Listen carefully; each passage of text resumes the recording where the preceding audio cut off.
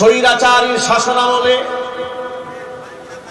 এদেশের সর্বত্রে মানুষ নির্যাতিত হয়েছে, নিপীড়িত হয়েছে। কথা বলতে হবে, ঠিক কিনা?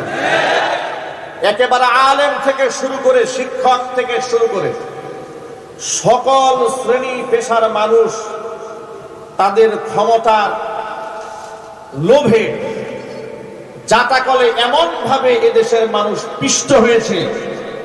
কেউ তো শহীদ হয়ে দুনিয়া থেকে বিদায় হয়েছে, কেউ গুম হয়েছে, কেউ খুন হয়েছে, কারো আত্মীয় স্বজন আদৌ জানে না বেঁচে আছে, তার গার্জিয়ান না মরে গেছে। এই কথাগুলি কি সত্য না অসত্য? এত আসতে বলেন আপনারা। এই কথাগুলি কি সত্য না অসত্য? এ রাষ্ট্রের মানুষ সবচেয়ে বেশি বৈষম্যের শিকার হয়েছে জালেম শাসক কর্তৃক। যত গোষ্ঠী বৈষম্যের শিকার হয়েছে তার থেকে সবচেয়ে ভয়ঙ্কর ভাবে শোষিত এবং বৈষম্যের শিকার হয়েছে এই দেশের উলামায়ে কেরাম। স্বৈরাচারী হাসিনা শুধু খুনি ছিল না, শুধু জালেমই ছিল না, চরম পর্যায়ের সেই ইসলাম বিদ্বেষী, কোরআন বিদ্বেষী, আলেম বিদ্বেষী ছিল। আফসোস এবং পরিতাপের সাথে আমাদের বলতে হচ্ছে, এই স্টেজে বসে ওদের ধূসরেরা শুধুমাত্র শেখ হাসিনা আল্লাহর ওলি আর বঙ্গবন্ধু ছিল কোন একজন নবী, এটা বলা বাদ রেখে বাকি এমন কোন প্রশংসা নাই যে তারা করে না। মসজিদ বানিয়েছে, এই বানিয়েছে, সেই বানিয়েছে, নানা কথা জোরপূর্বক জাতিকে গেলাবার চেষ্টা করা হতো। কিন্তু আমি আজকে কোরআন খুলে আপনাদেরকে এমন একটা ইনফরমেশন দেব কোরআনের আয়াত থেকে, আমি সেই আয়াতটাই তিলাওয়াত করেছি আপনাদের সামনে। আমি প্রমাণ করে দেব ইসলামের প্রতি শেখ হাসিনার সবচেয়ে ভয়ঙ্কর ক্ষোভ ছিল। তার এক নাম্বার প্রমাণ লক্ষ্য করেন, দেশ স্বাধীন হওয়ার পর থেকে এই স্বৈরাচারী যতবার ক্ষমতায় এসেছে, সর্বশেষ 16 বছর, এর আগেও ছিল ক্ষমতায়, যতবার এসেছে দাড়িকে তারা অপমান করেছে, টুপিকে তারা অপমান করেছে, হিজাবকে অপমান করেছে। 1996 সালে ক্ষমতা এসে কুত্তার মাথায় তারা টুপি পরিয়ে দিয়েছে। ইসলাম বিরোধী এখনো কোনো কর্মকাণ্ড নাই যে ওরা করে নাই। ওরা এই দেশের আলেমদেরকে রাষ্ট্রের শত্রু বানিয়েছিল। দেশের শ্রদ্ধাভাজন সম্মানিত বরেণ্য আলেমদেরকে গরুর রশি লাগিয়ে, হ্যান্ডকাপ পরিয়ে, বুলেট প্রুফ জ্যাকেট পরিয়ে, হাত ডান্ডা বেরি 2 পায়ে পরিয়ে, মাথার মধ্যে হেলমেট পরিয়ে যখন আদালতে তোলা হতো, যখন কোমরে রশি বাঁধায় দৃশ্যগুলো আমরা দেখতাম, কিংবা নিজেরাও যখন হাতের মধ্যে, আমার নিজের হাতেও যখন পড়িয়েছে, আমার খুব আফসোস হতো। আর মনে মনে ভাবতাম, এই না আমরা 90 থেকে 95% মুসলিম দেশে বসবাস করি। 90 থেকে 95% মুসলিম অধ্যুষিত এই বাংলাদেশে সবচেয়ে বেশি নির্যাতিত হয়েছে মুসলমানেরা, চিল্লায় বলতে হবে। বৌদ্ধরা ধর্মীয় স্বাধীনতা ভোগ করেছে, খ্রিস্টানেরা ভোগ করেছে, বামেরা ভোগ করেছে, মুশরিকরা ভোগ করেছে। কলেজের মাঠে মাঠে রাষ্ট্রীয়ভাবে পূজা অনুষ্ঠান করা হয়েছে। বিশ্ববিদ্যালয়ের ছাত্র এবং ছাত্রীরা যেন বাধ্যতামূলকভাবে পূজা অনুষ্ঠানে থাকে, নোটিশ বোর্ড টানিয়ে দেওয়া হয়েছে। পক্ষান্তরে ওই একই মাঠে যখন কোরআনে কারীমের আয়োজন করা হতো, সেখানে 144 ধারা তারা জারি করে দিত। ছোট্ট একটা এক্সাম্পল নেন, গাজীপুরের রাজবাড়ী জেলা ঈদগাহ ময়দান, এই ঈদগাহ ময়দানে কি না হয়, এখানে কি না হয়, খেলা থেকে শুরু করে, মেলা থেকে শুরু করে, নাচ গান থেকে শুরু করে, কনসার্ট থেকে শুরু করে, রাজনৈতিক মঞ্চ থেকে শুরু করে সব এখানে হয়। এমনকি আউল বাউল ফাউল ভণ্ডদের প্রোগ্রামও সেখানে হয়। কিন্তু খতমে নবুওয়াত সম্মেলন উলামায়ে কেরাম করতে চেয়েছিলেন, গোটা গাজীপুরের সমস্ত আলেমরা সিদ্ধান্ত নিয়েছিলেন রাজবাড়ী মাঠে সেটা হবে, কিন্তু সেটা রাজবাড়ী মাঠে করতে দেওয়া হয়নি। সর্বশেষ চান্দনা হাই স্কুল মাঠে সেটাকে আনতে হয়েছে। আমি শুধু আপনাদেরকে কয়েকটা এক্সাম্পল দিচ্ছি, তাদের মধ্যে ইসলাম বিদ্বেষ কোন পর্যায়ে ছিল। খাতমে নবুয়ত, আমার নবী শেষ নবী, কাদিয়ানীরা কাফের, এই ব্যাপারে সর্বত্র মুসলিমরা একমত থাকার পরেও এমন একটি ঐক্যবদ্ধ সিদ্ধান্তের প্রোগ্রামকেও তারা বানচাল করে দিয়ে চান্দনা স্কুল ময়দানে করে দিয়েছিল, রাজবাড়ির মাঠে তারা করতে দেয় নাই। আপনারা আন্দাজ করতে পারেন ওরা রাজনৈতিক প্রোগ্রাম করবে, ডিস্টার্ব হয় না, ঝামেলা হয় না, কিন্তু আমরা কোরআনের মাহফিল করলেই তারা সেখানে নাশকতার গন্ধ খোঁজা শুরু করে দেয়। এই অজুহাতে মাহফিল সেখানে বন্ধ করে দেওয়া হয়েছে।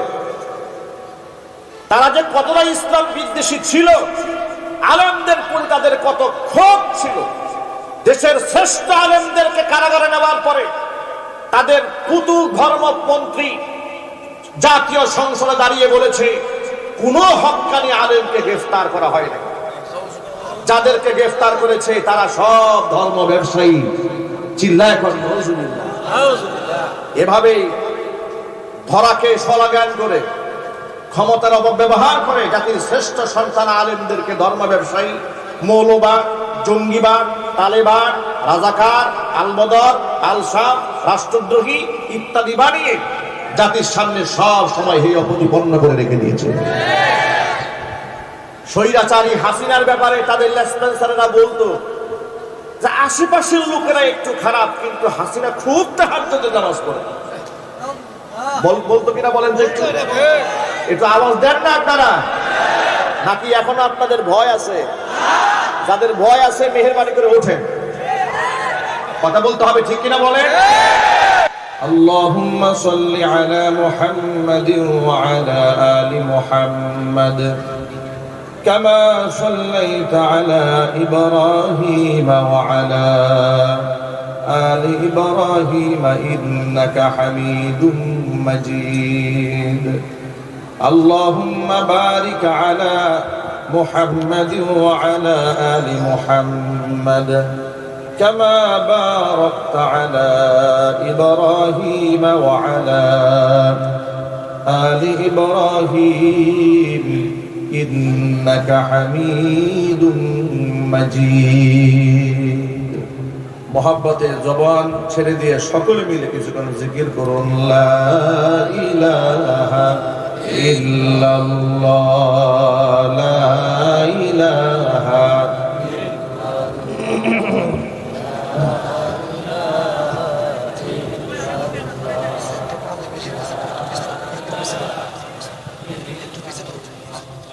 জবান ছেড়ে পড়ুন, লা ইলাহা ইল্লাল্লাহ, লা ইলাহা মুহাব্বতে লা ইলাহা ইল্লাল্লাহ, লা ইলাহা ইল্লাল্লাহ।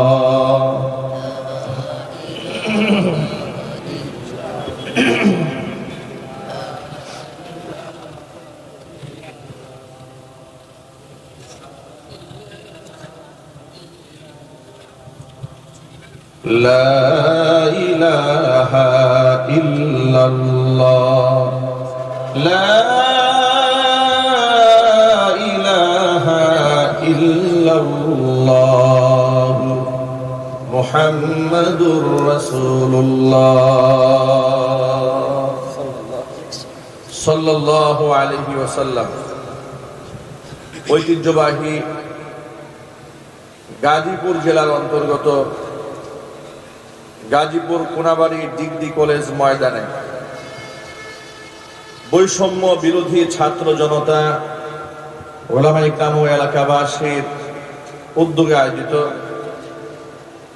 বন্যায় ক্ষতিগ্রস্ত এলাকায় পুনর্বাসনের তহবিল সংগ্রহ ও বৈষম্য বিরোধী ছাত্র আন্দোলনে আহত ও নিহত শহীদদের জন্য আয়োজিত আজকের এই দোয়া মাহফিলের সম্মানিত সভাপতি সাহেব, আমন্ত্রিত হাজারাত ওলামায়ে কেরাম, মুরব্বিয়ান এযাম অত্র এলাকা এবং পার্শ্ববর্তী এলাকা বিভিন্ন প্রান্ত থেকে ছুটে আসা দিন দরদি ইমানদার পরহেজগার মুত্তাকি মুসলিম ভাইরা, পর্দার অন্তরালে অবস্থানরত আমাদের সকলের শ্রদ্ধাভাজন পর্দানিশীল মা এবং বোনেরা, মহান আল্লাহ রাব্বুল আলামিনের দরবারে আলিশানে লাখ কোটি শুকরিয়া আদায় করছি যে মহান মনিব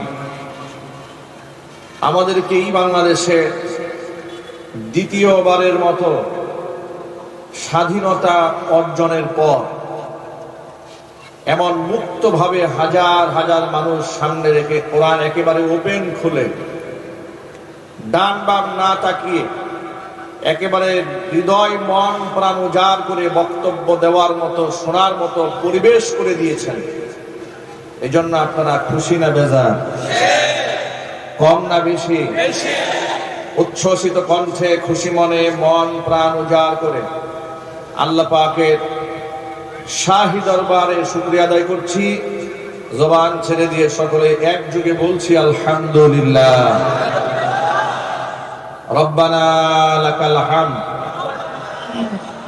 হামদান কাসীরা তাইয়িবান মুবারাকান ফীহি রব্বানা লাকাল হামদু কামা ইয়ানবাগী লিজালালি ওয়াজহিকা ওয়া আযীমি সুলতানিকা।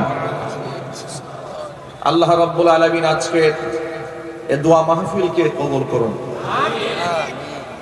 বৈষম্য বিরোধী ছাত্র জনতা তারা যে ত্যাগ এবং কোরবানি দিয়েছেন, দিয়ে যাচ্ছেন, আল্লাহ পাক এর সাথে সম্পর্কিত সংশ্লিষ্ট প্রত্যেকটা ব্যক্তিকে দুনিয়া এবং আখিরাতে আল্লাহ পাক আরো অনেক বেশি সম্মানিত করুন। এলাকার উলামা ইকরাম তত্ত্বাবধান করেছেন, এলাকাবাসী সহযোগিতার হাত বাড়িয়ে দিয়েছেন। বিভিন্ন জায়গায় আমরা দেখেছি কনসার্টের মাধ্যমে বন্যা ক্ষতিগ্রস্ত ব্যক্তিদের সাহায্য তোলা হয়েছে। কিন্তু দেখুন, বন্যা একদিক থেকে একটা পরীক্ষা। এগুলো কেন আসে? আল্লাহর পক্ষ থেকে আসমান জমিনের যত পরীক্ষা আসে, সেটা হোক আযাব হিসেবে আসুক কিংবা ইমতিহান হিসেবে আসুক, এটা আমাদের হাতের কামাই করা ফসল। আজকে যে সৃষ্ট বন্যা হয়েছে, এটা হচ্ছে বিগত স্বৈরাচারীর সাথে আমাদের শত্রু রাষ্ট্র ভারতের যে সম্পর্ক ছিল, ওই সম্পর্কের মধ্যে টানাপোড়া শুরু হওয়ার কারণে এই বন্যা তৈরি হয়েছে। সুতরাং যেহেতু এই সমস্ত কাজ আসে আমাদের নিজেদের কর্মকাণ্ডের কারণে, আসমান থেকে যদি সঠিক ফয়সালা আমরা করাতে না পারি, তাহলে জমিনে ফয়সালা হবে না। বন্যায় যে মানুষগুলো ক্ষতিগ্রস্ত হয়েছে, তারা তো অনেক মুসিবতের সম্মুখীন হয়েছে, রাষ্ট্র মুসিবতের সম্মুখীন হয়েছে।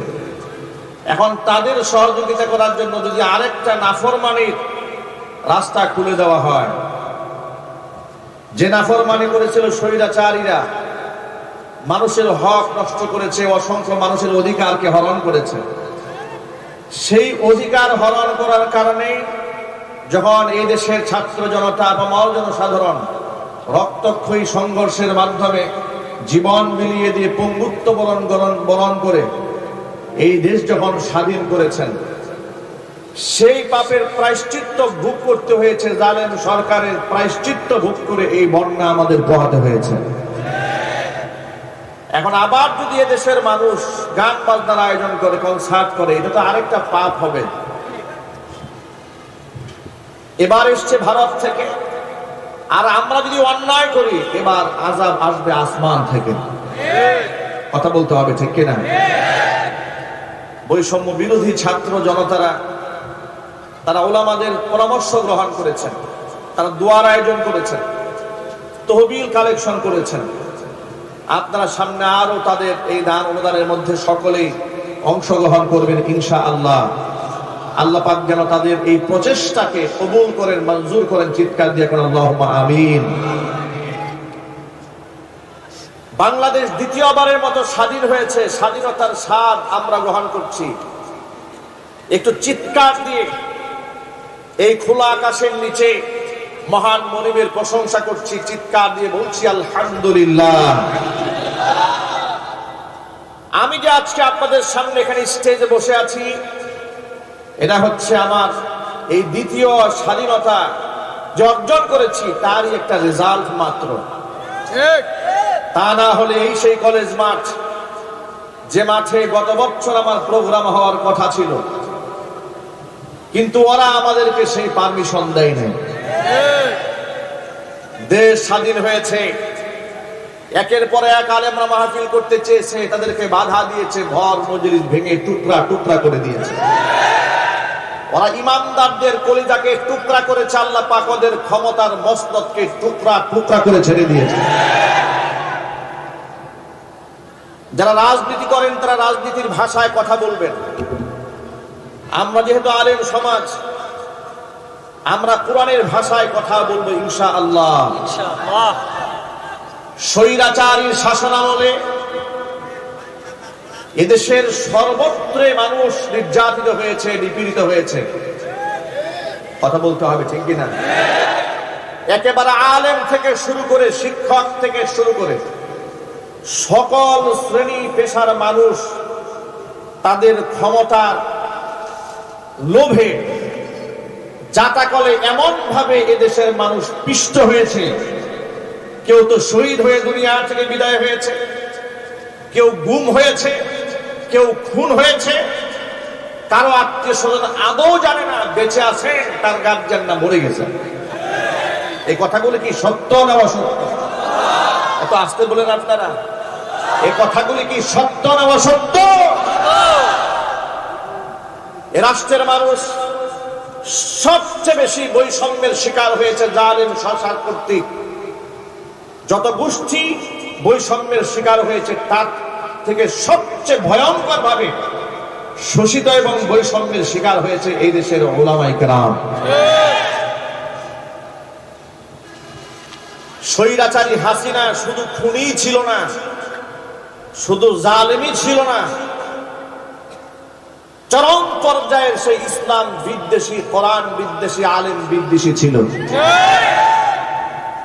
আফসোস এবং পরিতাপের সাথে আমাদের বলতে হচ্ছে, এই স্টেজে বসে ওদের ধূসরেরা শুধুমাত্র শেখ হাসিনা আল্লাহর ওলি আর বঙ্গবন্ধু ছিল কোন একজন নবী, এটা বলা বাদ রেখে বাকি এমন কোন প্রশংসা নাই যে তারা করে না।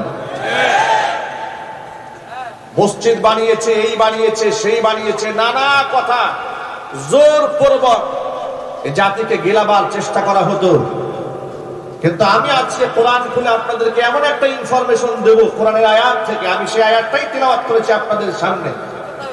আমি প্রমাণ করে দেব ইসলামের প্রতি শেখ হাসিনার সবচেয়ে ভয়ঙ্কর ক্ষোভ ছিল। তার এক নাম্বার প্রমাণ লক্ষ্য করেন, দেশ স্বাধীন হওয়ার পর থেকে এই স্বৈরাচারী যতবার ক্ষমতায় এসেছে, সর্বশেষ 16 বছর, এর আগেও ছিল ক্ষমতায়, যতবার এসেছে দাড়িকে তারা অপমান করেছে,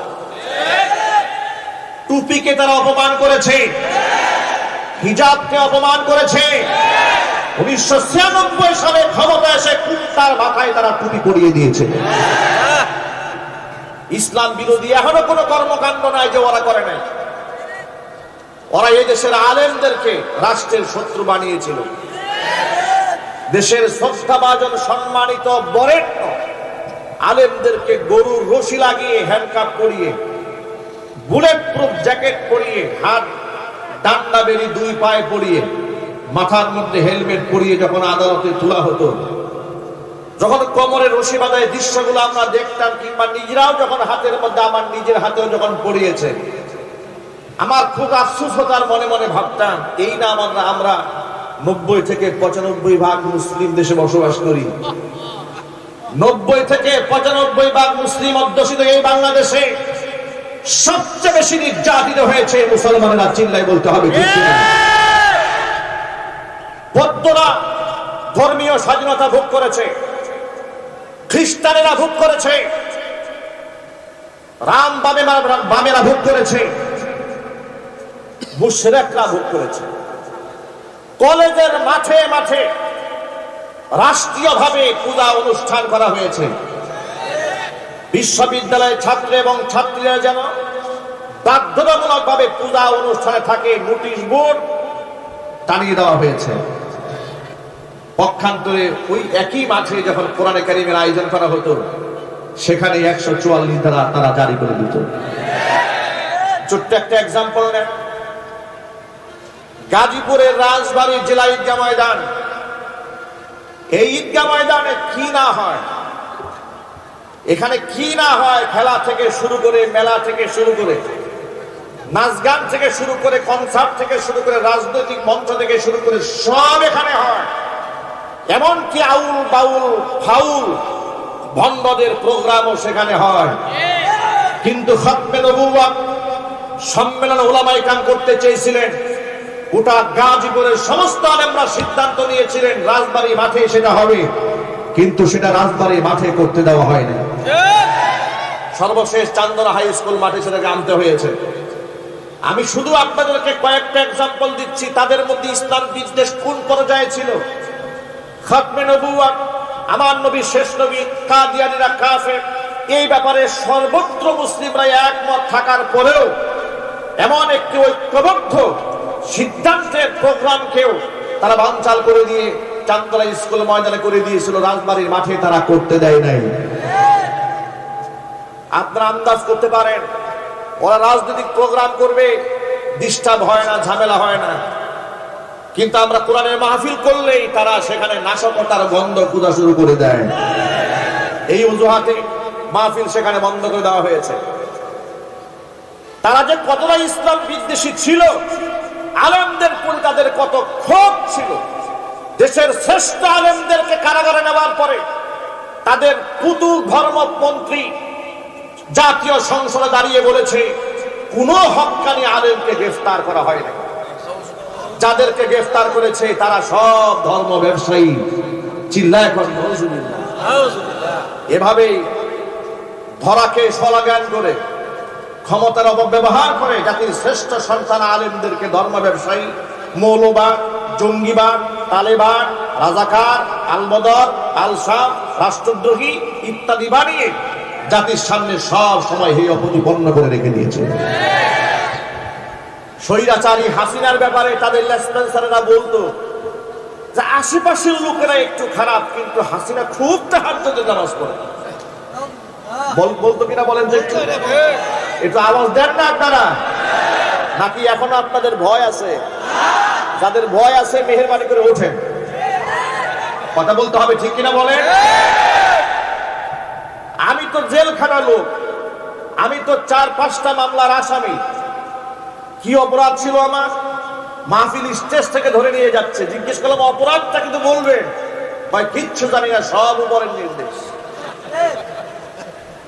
পরের দিন আদালতে উঠানো হলো, মামলার ফাইলের মধ্যে লেখা আছে আমার পকেটে নাকি 16টা ককটেল পাইছে। এই হচ্ছে ওদের শাসন ব্যবস্থা, এই হচ্ছে ওদের শাসন ব্যবস্থা। একটা মাত্র এক্সাম্পল দিলাম আপনাদের সামনে। ওরা আমার কোনাবাড়ির কয়েকটা মাহফিল বন্ধ করে দিয়েছে, ওরা আমার কাশিমপুর ফুটবল মাঠে মাহফিল বন্ধ করে দিয়েছে, ওরা আমার কোনাবাড়ি হাই স্কুল মাঠে প্রোগ্রাম বন্ধ করে দিয়েছে, ওরা আমার এনটিকেসির সামনে মাহফিল বন্ধ করে দিয়েছে, ওরা পাম্পের অপোজিটের মাহফিল বন্ধ করে দিয়েছে, শফিপুর আন্দার মানিক মাদ্রাসার মাহফিল একদিন আগে গিয়ে বলে দিয়েছে মাদানী সাহেব যেন স্টেজে উঠতে না পারে। এভাবে আমার সমস্ত মাহফিলগুলো তারা বানচাল করে দিয়েছিল। কেন? আমার অপরাধটা কি? আমার অপরাধ হচ্ছে ওরা যে ইসলাম বিরোধী কর্মকাণ্ড করে কোরআন সুন্নাহ সামনে রেখে ওদের সব দুমর আমি মাহফিলে ফাঁস করে দিই। এই ছিল অপরাধ। কথা বলতে হবে, ঠিক কিনা বলেন? ওরা যে ইসলাম বিরোধী কর্মকাণ্ড করতে, একটা এক্সাম্পল আমি আপনাদেরকে দেই কোরআন থেকে। দেখো, ওদের ভাষায় তাহাজ্জুদ গুজারি, আমাদের ভাষায় হচ্ছে চরম পর্যায়ে ইসলাম বিদ্বেষী, রক্ত খেকু একটি মানসিক বিকারগ্রস্ত স্বৈরাচারী জালেম শেখ হাসিনা। এই রক্ত খেকু নরপিচাস শাপলা চত্বরে 2013 সালের 5 মে তার নির্দেশে যখন গণহত্যা চালানো হয়েছিল, হাজার হাজার মানুষকে যখন শহীদ করা হয়েছিল রাতের আধারে, তাহাজ্জুদ গুজারি মাদ্রাসার তালেবুল ইলমদের বুকটাকে বুলেটের দিয়ে ঝাড়পে করে দেওয়া হয়েছিল। সে জাতীয় সংসদে দাঁড়িয়ে বলেছিল হেফাজতের লোকদেরকে একটা গুলির গণনা ঘটে নাই, গায়ের মধ্যে রং মেখে তারা অভিনয় করেছিল। বলে নাই? আলেমরা জবাব দেন না, বলে নাই? এর মানে হচ্ছে সে শহীদদের রক্তের সাথেও তামাশা করেছে। কথা বলতে হবে, ঠিক কিনা বলে? তার মধ্যে আলেমদের প্রতি এবং ইসলামের প্রতি কত ক্ষোভ ছিল তার আরেকটা প্রমাণ দেই। কোরআন মাজিদ আমার সামনে, আমি সূরা আহজাবের 59 নম্বর আয়াত আপনাদের সামনে তেলাওয়াত করেছি। আমি এই আয়াত থেকে আপনাদেরকে প্রমাণ দেব তার মধ্যে ইসলামের এলার্জি কত ভয়ঙ্কর ছিল। সে একটি সাংবাদিক সম্মেলনে বলেছে এদেশের মুসলিম মেয়েরা যে বুরকা পরে, হাত মোজা পা মোজা পরে, হাত মোজা পা মোজা পরা বুরকাওয়ালি হিজাবধারী নারীদেরকে সে বলেছে জীবন্ত ট্রেন্ড হয়ে ঘুরে বেড়াতে কোনো মানে নাই। সে তাবু বলে জীবন্ত তাবু হয়ে ঘুরে বেড়ানো এমন কথা বলে ইসলামের পবিত্র এই পোশাকের প্রতি সে বিদ্বেষ প্রমাণ করেছে। সে কোরআনের আয়াতকে অস্বীকার করেছে। আমি আপনাদের সামনে আল্লাহর কোরআন থেকে প্রমাণ দিতে চাই স্বৈরাচারী হাসিনা আল্লাহ পাকের কোরআনের আয়াতকে কিভাবে অবজ্ঞা করেছে, তুচ্ছ-তাচ্ছিল্য করেছে, ব্যঙ্গ করেছে। মুফতিনে কেরাম স্টেজে বসা আল্লাহ পাকের কোন বিধান যদি কেউ অস্বীকার করে, কেউ ঠাট্টা করে, কেউ বিদ্রুপ করে, কেউ তামাশা করে, কিংবা হালকা করে দেখে, আল্লাহর কসম করে বলি 14 বার উমরা করলেও মুসলমান থাকবে না, বেঈমান হয়ে যাবে। আল্লাহ রাব্বুল আমিন কোরআন মাজিদের মধ্যে ঘোষণা করেছেন আমার নবী, ইয়া আইয়ুহান নাবিয়্যু কুল লিআজওয়াজিকা ওয়া বানাতিকা ওয়া নিসাইল মুমিনিনা ইউদনিনা আলাইহিন্না মিন জালাবিবিহিন যালিকা আদনা আন ইউরাফনা ফালা ইউযাইন ওয়া কানা আল্লাহু গফুরার রহিমা। ও নবীজি, কুল্লি আজওয়াজিকা, আপনি আপনার স্ত্রীদেরকে বলুন, ওয়া বানাতিকা, আপনার কন্যাদেরকে বলুন, ওয়া নিসাইল মুমিনিনা, মুমিনা নারীদেরকে বলেন, ইউদনিনা আলাইহিন্না মিন জালাবিবিহিন্না, প্রয়োজনে যখন তারা ঘরের বাহিরে যাবে তারা যেন জিলবাব দিয়ে তাদের দেহটা আবৃত করে নেয়। জিলবাবের এক বচন, জালাবিব বহু বচন। জিলবাব মানে হচ্ছে এমন একটা খিমার, এমন একটা চাদর, এমন একটা ওড়না, যে ওড়না এত বড় একটা কাপড় মাথার উপর দিলে গোটা দেহটা আবৃত হয়ে যায়। আমরা আমাদের ভাষায় যেটাকে বুরকা বলি, নেকাব বলি। আল্লাহ পাক নিজে আবার ঘোষণা দিচ্ছেন, কেন এ কথা বললাম শোনা, যালিকা আদনা আন ইউরাফনা ফালা ইউযাইন, যাতে করে এরা স্বাধীনা মুসলিম রমণী অমুসলিমদের থেকে এই মুসলিম রমণীরা যেন আলাদা হয়ে যায়, আলাদা ভাবে তাদের চেনা যায়। এটা হচ্ছে তাদের একটা আইডেন্টিটি। জোরে বলুন সুবহানাল্লাহ। অর্থাৎ বুরকা পরা নারীদেরকে দেখলেই যেন এটা আইডেন্টিফাই করা যায় যে এটা একটা মুসলিম রমণী। এক বাক্যে জবাব দিয়ে বলেন, বুরকা পরা কোন নারীকে দেখলে কি খ্রিস্টান মনে হয়? একটু জোরে বলতে হবে। হিন্দু মনে হয়, বৌদ্ধ মনে হয়। বোরকা পেশাবটা দেখলেই মনে হয় এটা উম্মতে মুসলমানের শ্রেষ্ঠ একজন উত্তরাধিকারী। কথা বলতে হবে, ঠিক কিনা? আমার প্রিয় যুবক ভাইরা, আল্লাহ রাব্বুল আলামিন আবার ফজিলতের কথা বলছেন। 1 নাম্বার ফজিলত হচ্ছে দাসীদের থেকে, অমুসলিম নারীদের থেকে এই নারীদের একটা আইডেন্টিফিকেশন এর দ্বারা চালু হয়ে যাবে। স্বতন্ত্রভাবে মুসলিম নারীদেরকে চেনা যাবে, এটা 1 নাম্বার ফজিলত। 2 নাম্বার হচ্ছে যালিকা আদনা আন ইউরাফনা ফালা ইউযাইন, এরপরে তাদেরকে উত্তক্ত করা হবে না, ওদেরকে ডিস্টার্ব দেওয়া হবে না, ওদেরকে ইফতিজিং করা হবে না। সুবহানাল্লাহ, আল্লাহু আকবার বলে। এরা ইফতিজিং এর সম্মুখীন হবে না যদি এই ফর্মুলা সে গ্রহণ করে নেয়। আয়ের পর আল্লাহ পাক বলেন, যালিকা আদনা আন ইউরাফনা ফালা ইউযাইন ওয়া কানা আল্লাহু গফুরার রহিমা। আমি আল্লাহ তাআলা ক্ষমাশীল অতীব দয়ালু।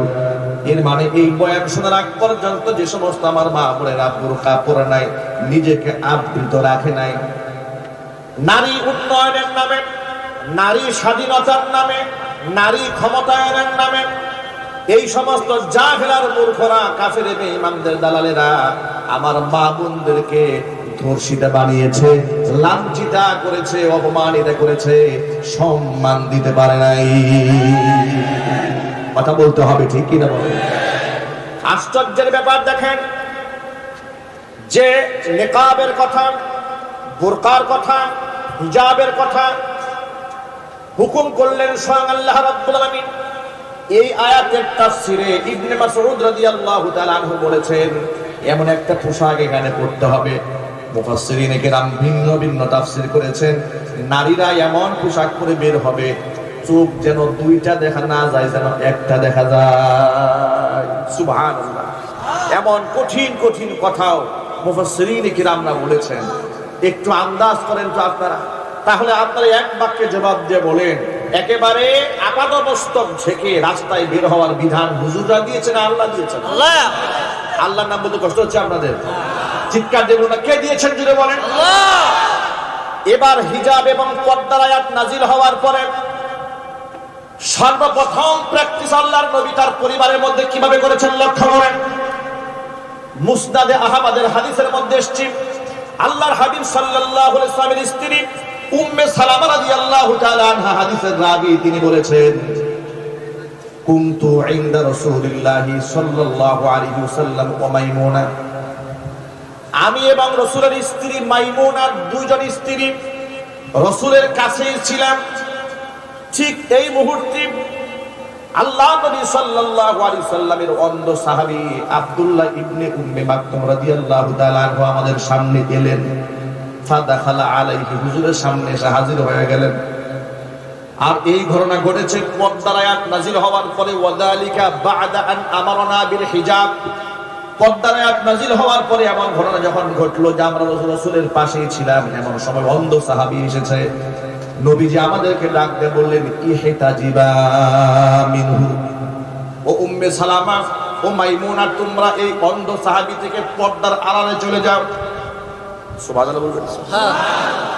দৃষ্টিহীন সাহাবী তিনি এসেছেন, আর আল্লাহ রাসূল বললেন, ইহতাজিবা মিনহু, উম্মে সালামা ও মাইমুনা, দুজনেই তোমরা এই অন্ধ সাহাবী থেকে পর্দার আড়ালে চলে যাও। এই কথা বলার পরে উম্মে সালামা রাদিয়াল্লাহু তাআলা আনহা বলছেন, ইয়া রাসূলুল্লাহ, আলাইসা হুয়া আ'মা লা ইউবসিরুনা ওয়া লা ইয়ারিফুনা, তিনি কি অন্ধ নন? তিনি তো আমাদেরকে দেখবেন না, তিনি তো আমাদেরকে চিনতেও পারবেন না। নবীজি সাল্লাল্লাহু আলাইহি ওয়াসাল্লাম বললেন, সে তো অন্ধ, এটা তো বুঝতে পারলাম। আফা আমিয়া ওয়ানি আনতুমা আলাস্তুমা তুবসিরানি, সে অন্ধ বুঝতে পারলাম, তোমরা দুজনে তো অন্ধ নও, তোমরা তো পরপুরুষকে দেখতে পাবে। আল্লাহু আকবার। কি বাড়ি গিয়ে ভাবা যায় পর্দার ব্যাপারে আল্লাহ রাসূল কি পরিমাণ তার পরিবারে কঠোরতা আরোপ করেছেন। অন্ধ সাহাবী, যে সাহাবী রাসূলকেও দেখতে পাচ্ছেন না, বিবিদেরকেও দেখতে পাচ্ছেন না, হুজুর বললেন দেখবেই না। রাসূল বললেন, আফা আমিয়া ওয়ানি আনতুমা, তোমরা কি অন্ধ নাকি? লা তুবসিরানি, তোমরা দেখতে পাবে না তাকে? আল্লাহু আকবার বলেন। পর্দার ব্যাপারে এক চুল পরিমাণ ছাড় দেন নাই নিজের স্ত্রীদেরকে। আলেমদের দায়িত্ব হচ্ছে আল্লাহর নবীর এই সমস্ত হাদিসগুলো সমাজে প্রচার করা। আলেম ওলামাদের দায়িত্ব হচ্ছে সমাজ প্রেক্ষাপটে কোরআনে কারীম এবং রাসূল পাক সাল্লাল্লাহু আলাইহি সাল্লামের পবিত্র জীবন থেকে আমল নিয়ে সমাজের মধ্যে প্রচার করা, প্রসার করা। কথা বলতে হবে, ঠিক কিনা? এটা আলেম ওলামাদের নীতি এবং নৈতিকতার দায়িত্ব। আলেমরা যদি এটা না করে, কিয়ামতের দিন আলেমদেরকে আল্লাহর আদালতে আসামি হয়ে যেতে হবে। যেখানে আল্লাহ পাক পর্দার ব্যাপারে কঠোরতা আরোপ করলেন, আল্লাহ রাসূল যেখানে পর্দার ব্যাপারে মারাত্মক কঠোরতা অবলম্বন করেছেন, এখন একজন আলেম হিসেবে তো আমরা আপনাদেরকে হিজাবের কথা বলবো, নিকাবের কথা বলবো, হাত মোজার কথা বলবো, পা মোজার কথা বলবো। এখন হাত মোজা, পা মোজা পরে আপাদমস্তক ঢাকার নির্দেশ দিলেন স্বয়ং আল্লাহ রাব্বুল আলামিন। আর হাসিনা এটা নিয়ে তামাশা করে বলেছে জীবন্ত ট্রেন হইয়া ঘুরে বেড়ানোর কোনো মানে নাই। সেমন তাহাজ্জুদ গুজারি ছেলে বিবাহ করায় খ্রিস্টান দিয়ে, আওয়াজ নাই, মুখে আওয়াজ নাই। সেমন তাহাজ্জুদ গুজারি ভারতের দাদা বাবুদের কাছে গেলে মন্দিরে গিয়া তিনি প্রতিমার সামনে গিয়া সেখানে গিয়া ফুল দেন। এর মানে তিনি বাংলাদেশে রোজা করেন, হিন্দুস্তানে গিয়া পূজা করেন। কথা বলতে হবে, ঠিক কিনা বলেন? তাহলে এর দ্বারা প্রমাণ হয় শেখ হাসিনা ধার্মিক ছিল না, তার চাইতে ধর্ম ব্যবসায়ী ভণ্ড এই জাতির মধ্যে আর কেউ ছিল না। আল্লাহ পাকের কোরআনে কারিমের আয়াতকে সে ব্যঙ্গ করেছে, বিদ্রুপ করেছে। শুধু কি তাই, 2011 সালে নারী উন্নয়ন নীতিমালা 2011 প্রণয়ন করার যখন খসড়া করলো, খসড়ার মধ্যে কি করলো? খসড়ার মধ্যে করেছে যে নারী পুরুষের সমান অধিকার, এই সমান অধিকার সব জায়গায় থাকবে। এমনকি ইসলামের যে পারিবারিক আইন আছে, ওয়ারিশ সূত্রে যে মালিকানা লাভ করে, একটা ছেলে সমান সমান 2টা মেয়ে, এই যে বিধান আছে ইসলামে, আছে না নাই? একটু জোরে বলতে হবে। নারী উন্নয়ন নীতিমালা 2011 এটা প্রণয়ন করে কোরআনে কারিমের এই আয়াতকে ভেঙে দিয়ে তিনি চাইলেন যে না, কেউ কম বেশ পাবে না, সন্তানরা যেখানে যা আছে একবারে ছেলেও যা পাবে, মেয়েও তা পাবে। নাউজুবিল্লাহ, বাস্তব বলেন। এই কথা বলার পরে তৎকালীন যুগে মুফতি আমিনী রহমাতুল্লাহি আলাইহি বাংলার সিংহ পুরুষ ছিলেন। তিনি পেট পূজারী আলেম ছিলেন না, ধান্দাবাজ আলেম ছিলেন না। বাংলাদেশে আমরা এমন আলেমদেরকে দেখেছি ইসলামের জন্য, কোরআনের জন্য জেল খাটে, জরিমানা দেয়। আবার এমন আলেমকে দেখেছি ওই সমস্ত জাহেল বাতিল জালেমদের সাথে গলায় গলায় পীড়িত। এই ভণ্ড মৌলবীগুলা সমাজে আছে না নাই? এমন বহুত মৌলবী আছে ওই সমস্ত নাস্তিকদের মনোরঞ্জনের জন্য মিম্বারে বসে কোরআন সুন্নাহর এই বক্তব্যগুলো টু শব্দ জাতির সামনে উচ্চারণ করেন। কথা বলতে হবে তো, ঠিক কিনা বলেন? নারী উন্নয়ন নীতিমালা 2011 এর যখন খসড়া করা হয়েছিল, তৎকালীন যুগের সিংহ পুরুষ মুফতি আমিনী রাহমাতুল্লাহি আলাইহি, আল্লাহ পাক তার বেহেশতের মধ্যে সর্বোচ্চ সম্মান আল্লাহ পাক তাকে দান করেন। এই সিংহ পুরুষ গর্জে উঠলেন, তিনি বললেন না, এই আইন বাস্তবায়ন করতে দেওয়া হবে না। তিনি তো কাউকে তুয়াক্কা করে কথা বলতেন না, কারণ তিনি তো তেল বা জালেম ছিলেন না। ঠিক ওই সময় আমি জুমার খুতবা দেই কাদের মার্কেট বাজার মসজিদে, যেখানে ফরিদুদ্দিন রহমানী বর্তমানে নামাজ পড়াচ্ছে। আমি তখন ওই মসজিদের খতিব। এটা নিয়ে গোটা বাংলাদেশে তোলপাড় শুরু হয়ে গেল। মুফতি আমিনী রাহমাতুল্লাহি আলাইহি তখন বললেন কোরআন শরীফের আয়াত দিয়া যে আল্লাহ রাব্বুল আলামিন সূরা নিসার 11 নম্বর আয়াতে বলেছেন, ইউসিকুমুল্লাহু ফি আওলাদিকুম লিযযাকারি মিসলু হাযযিল উনসায়াইন। তিনি বললেন, আল্লাহ পাক বলেছেন, আল্লাহর নির্দেশ তোমাদের সন্তানদের মিরাস সম্পদ বন্টন করার ক্ষেত্রে লিযযাকারি মিসলু হাযযিল উনসায়াইন, একটা পুরুষ পাবে 2 নারীর সমান। সুবহানাল্লাহ। এই কথার ব্যাখ্যা আপনাদের বুঝাতে হলে, একটু বুঝতে হলে একটু ব্যাখ্যা করে বলতে হবে, তাহলে আপনারা খুব সহজে বুঝবেন। আচ্ছা, নারীরা যা পাবে একটা ছেলে তার দ্বিগুণ পাবে, এটা করে কি আল্লাহ পাক নারীদের উপর জুলুম করেছেন? একটু জোরে বলতে হবে। এটা ভাঙায় দেওয়ার জন্য বলি, এক ভদ্রলোকের 2টা ছেলে আছে, বুঝাবার জন্য বলি। তো বড় ছেলেকে বাজারে পাঠাচ্ছে, সাথে ছোট ছেলেটাও যাচ্ছে। বড় ছেলের হাতে 1000 টাকার নোট দিয়া বাজারে পাঠিয়ে দেওয়ার সময় বাবা বলল, তুমি মাছ আনবা, তরি তরকারি আনবা, এই আনবা, সেই আনবা, মোটামুটি 8 থেকে 900 টাকার একটা বাজার ধরাই দিয়েছে, তালিকা ধরিয়ে দিয়েছে। আর ছোট্ট ছেলে সেও সাথে গেছে, শুধু মনস্তুষ্টির জন্য তার হাতে 500 টাকা দিয়েছে, কিন্তু ওর হাতে বাজারে কোনো স্লিপ নাই, বাজার করার কোনো দায়িত্ব নেই। আপনারা কি মনে করেছেন এখানে বেশি দিয়েছে কাকে, বড় ছেলে কিনা ছোট ছেলে কিনা? কেন 500 টাকা পাওয়ার পরেও বেশি? কারণ ওর খরচের কোনো খাত নাই। আর তাকে 1000 টাকা দেওয়ার পরেও তাকে জেতানো হয় না, কারণ তাকে কান্দে বাজার উঠাই দেওয়া হয়েছে। কথা বলতে হবে, ঠিক কিনা বলেন? এখন আপনারা বলেন এখানে কি পিতা ছোট ছেলের উপর জুলুম করেছে? না। 500 টাকা দিয়ে কি জুলুম করেছে? এই সহজ উদাহরণটা যদি বুঝে থাকে, এবার নারী আর পুরুষের ব্যবধানটা একটু বুঝুন। ইসলামী শরীয়তে একটা পুরুষ যখন সে বালেগ হয়ে যায়, পিতার উপর তার কোনো দায়িত্ব থাকে না। একটা ছেলে যখন বালেগ হয়ে যায়, তার উপর তার বাবা কিংবা মায়ের দায়িত্ব, ফরজ দায়িত্ব থাকে না যে তাকে খাওয়াতে হবে, পড়াতে হবে, ভরণ পোষণ দিতে হবে। ফরজ দায়িত্বের হুকুম রহিত হয়ে যায়। এবার সে নিজের দায়িত্ব নিজের কাঁধে, 1 নাম্বার দেখে লক্ষ্য করেন। 2 নাম্বার হলো সে বিবাহ করতে যাবে, মহারণা দেওয়ার দায়িত্ব কিন্তু তার নিজের বউয়ের মহারণা দেওয়ার কোনো দায়িত্ব নাই। কথা বলতে হবে, ঠিক কিনা? এর মানে হচ্ছে যত বাজার আছে সব খরচ কার উপরে? পুরুষের উপরে। কার উপরে যেন বলে? পুরুষের উপরে। কিন্তু নারীকে যা দেওয়া হয়েছে সে বাবার কাছ থেকে পেয়েছে, ভাইয়ের কাছ থেকে পেয়েছে, ছেলের কাছ থেকে পেয়েছে, যা পেয়েছে পুরোটাই পুঞ্জীভূত, খরচের কোনো খাত নাই। তার চিকিৎসার প্রয়োজন, স্বামী তার চিকিৎসা কাজ বহন করবে। যখন সে স্বামীর ঘরে যায় নাই, বাবার ঘরে আছে, বাবা এই নারীর দায়িত্ব পালন করবে বালেগা হওয়া পর্যন্ত, শুধু নয় একেবারে বিবাহ শাদী দেওয়ার আগ পর্যন্ত। আল্লাহু আকবার বলে।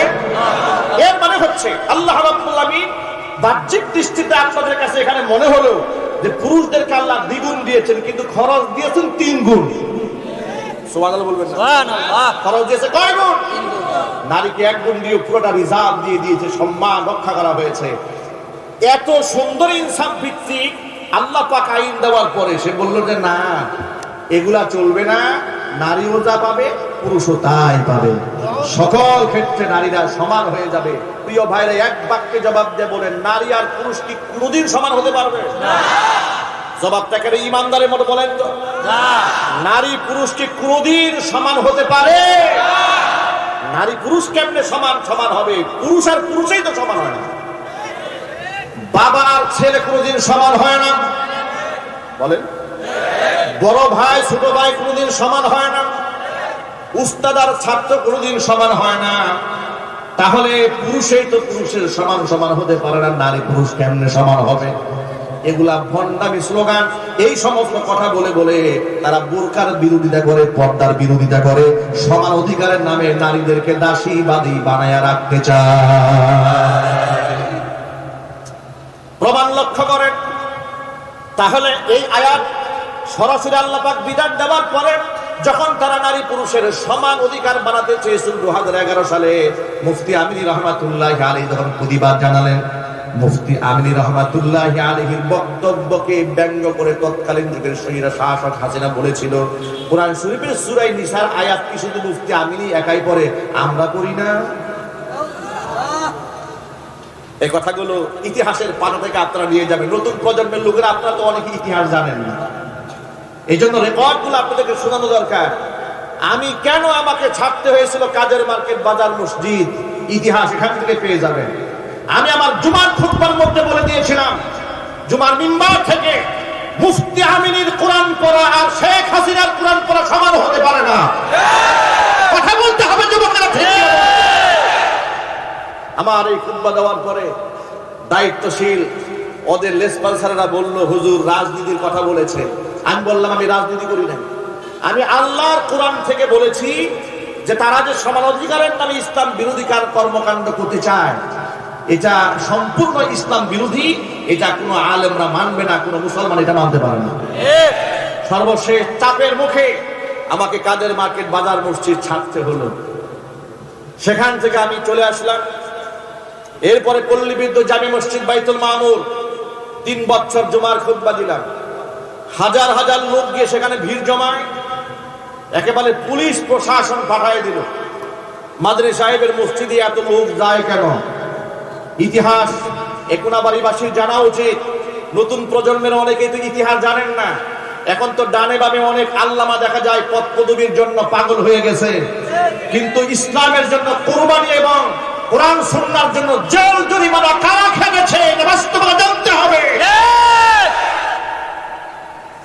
এরপরে যখন আমি এই সমস্ত বক্তব্য দিলাম তখন সেখান থেকে চলে আসতে বাধ্য হলাম। এরপর আসলাম বাইতুল মামুরে,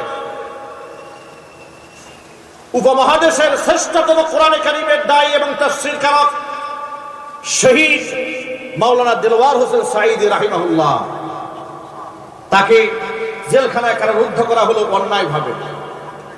আমি রাজনৈতিক কোন দল কিংবা মতের কর্মী নই, পরিষ্কার করে দিচ্ছি, কিন্তু ইসলামিক দল যারা করেন, ইসলাম যারা চান তাদেরকে হৃদয় দিয়ে ভালোবাসি।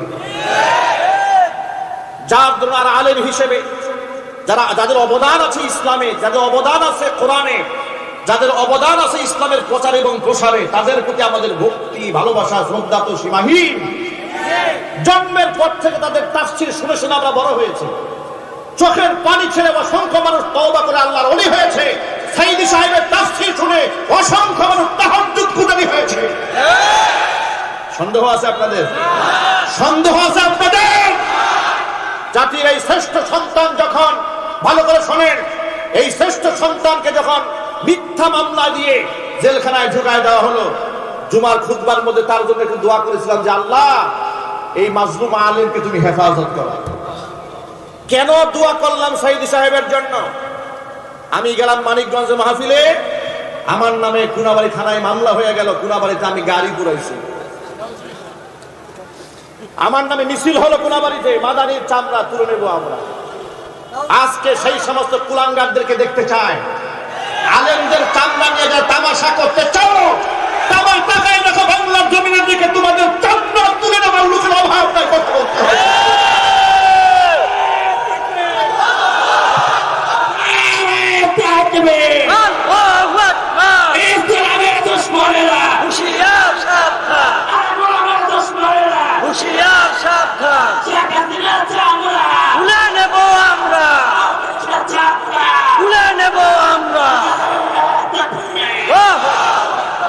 আমি কেন একজন মরহুম এবং কেন একজন মাজলুম আলেমের জন্য দোয়া করেছি, এটা ছিল আমার অপরাধ। এই ভর মজলিসে আলেমদের সামনে নিয়ে সাক্ষ্য রেখে বলছি, রাজনৈতিক দলের নেতা কিংবা কর্মী আমি ছিলাম না, আজও নই, কিন্তু ইসলামিক দল যারা করে হৃদয় দিয়ে ভালোবাসি, হিতাকাঙ্ক্ষী তাদের। কারণ আমরাও চাই এদেশে ইসলাম দিয়ে সংসদ চলুক, বিচার ফয়সালা কোরআন দিয়ে হোক। এটা আপনারা চান না? কারা কারা চান? দুহাত দেখতে চায়।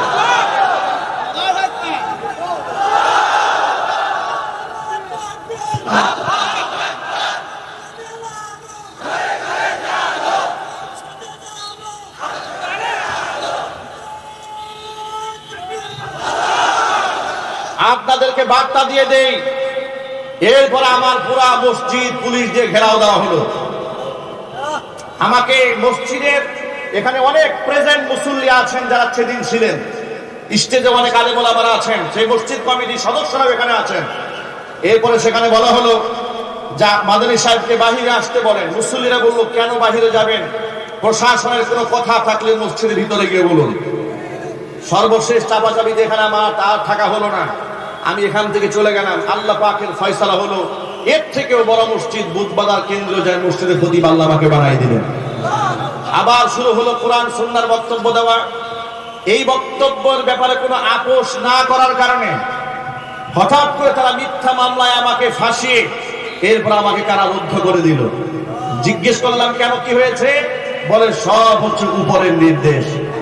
আমরা বলি তোমরা উপরের নির্দেশ বলতে মৎখর জেনাকাল লম্পটদেরকেই বুঝাও।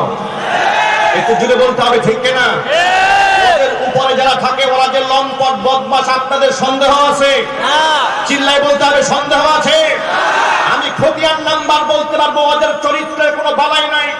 আমি গাজীপুরেও দেখেছি এদের ভিডিও ক্লিপ, এদের ওখানে যখন মিডিয়াতে প্রচার হয়েছে তখন তারা বড় বড় নেতা হয়ে গিয়েছে। মনে রাখবা, তোমরা মৎখর জেনাকাল লম্পটদের কথায় যদি উপরের মহলের নির্দেশ বলে জমিনের মধ্যে জুলুম করতে পারো, তাহলে এর থেকে উপরে আল্লাহর নির্দেশে ফাঁসির মঞ্চে উঠতে রাজি আছি, বাতিলের সামনে আপন সত্য রাজি নই।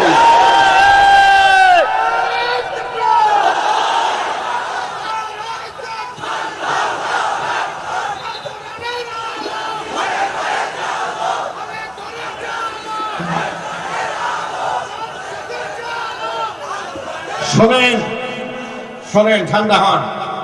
এমন ইতিহাস আমরা যদি বলা শুরু করি, এটা তো আমি একটা ছোটখাটো মাজলুম, আমার চেয়ে এই যে বড় মাজলুম এসে হাজির হয়ে যাচ্ছে। আল্লামা খালেদ সাইফুল্লাহ আইয়ুবী হাফিজাহুল্লাহ, আল্লাহ পাক তার নেক হায়াত দারাজ করে চিৎকার দিয়ে বলেন আল্লাহুম্মা আমিন। তিনি ইতোমধ্যে মাহফিল মঞ্চে এসে উপস্থিত হয়েছেন। তাকেও বছরের পর বছর, মাসের পর মাস তাকে কারারুদ্ধ করে রাখা হয়েছে। একেবারে হাত ভেঙেছে, হাতের মধ্যে রড ঢোকানো, সেখানে পুষ পর্যন্ত বের হয়ে গেছে কারাগারে, এরপরও জামিন দেওয়া হয় নাই। এইভাবে আলেমদের উপর নির্যাতন চালানো হয়েছে একের পর এক। এই বসেন। সুতরাং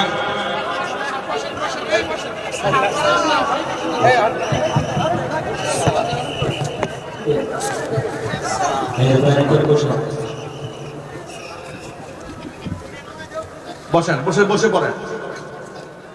হুজুর অবশ্যই মূল্যবান কথাবার্তা বলবেন। হুজুরের কথা হুজুর বলতে পারবেন না, আমি কিছু বলি, কথা বলবেন।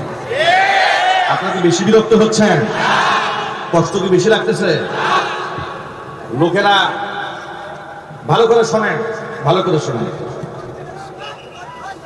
এরপরে এইভাবে তারা একের পর এক কোরআন সুন্নাহ বিরোধী কার্যক্রম চালানো শুরু করলো।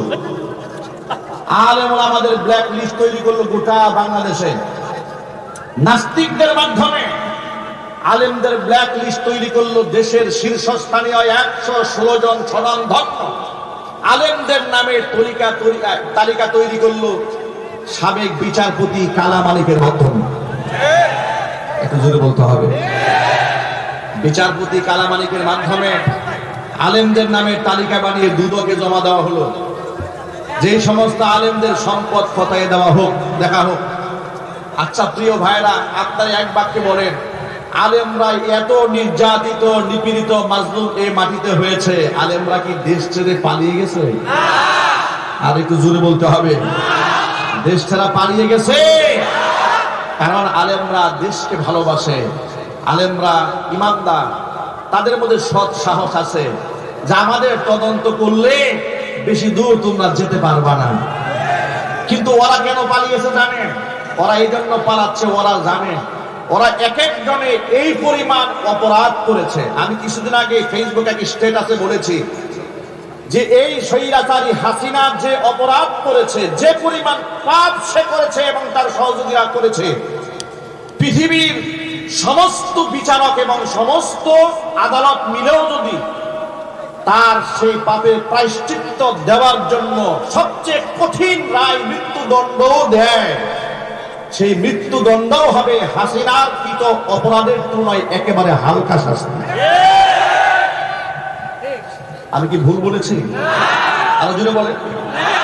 পৃথিবীর সব বিচারকরা মিলে যদি শেখ হাসিনা তাকে যদি একেবারে ইনসাফপূর্ণ একটা রায়ও দেয়, একবারে সঠিক বিচার করাও যদিও করে, একেবারে মৃত্যুদণ্ডও যদি দিয়ে দেয়, ওর যে পাপ করেছে সেই পাপের প্রায়শ্চিত্ত হবে না। কেন হবে না? আপনাদেরকে সহজে বোঝায় বলি। আচ্ছা, একটা মানুষ হত্যা করলে আপনি তারে হত্যা করলেন, সমান সমান হয়ে গেল।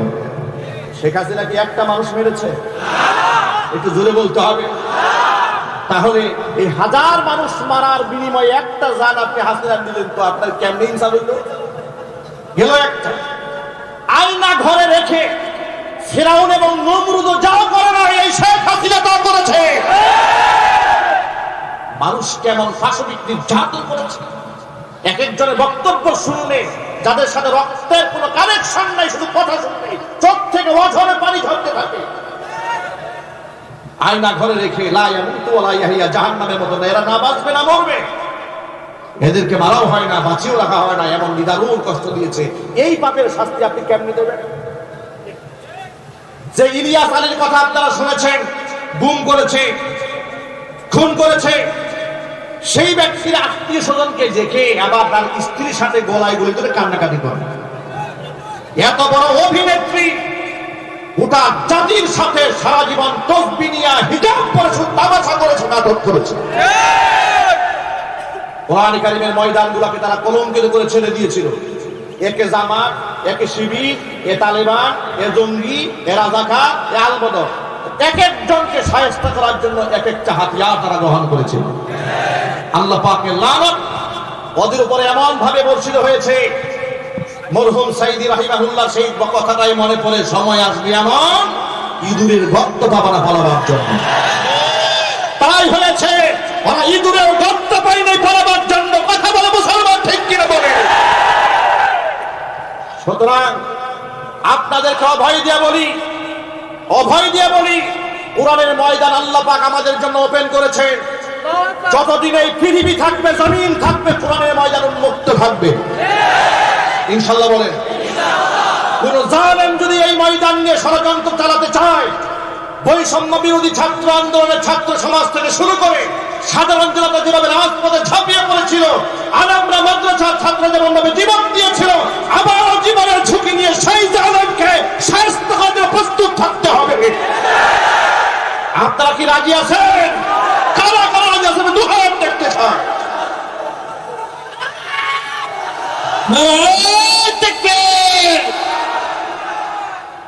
প্রিয় ভাইরা, আগামীর বাংলাদেশ ইসলামের দিকে যাচ্ছে ইনশাআল্লাহ।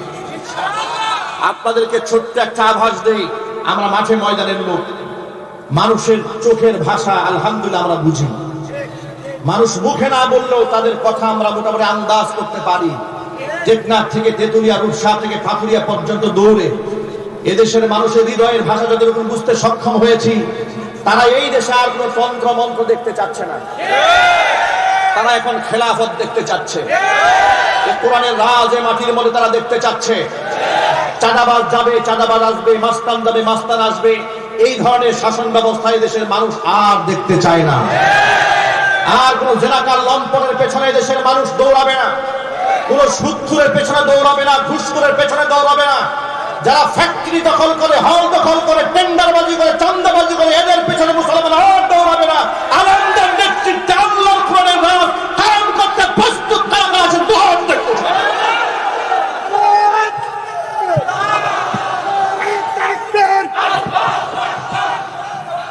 নারে তাকবীর, নারে তাকবীর।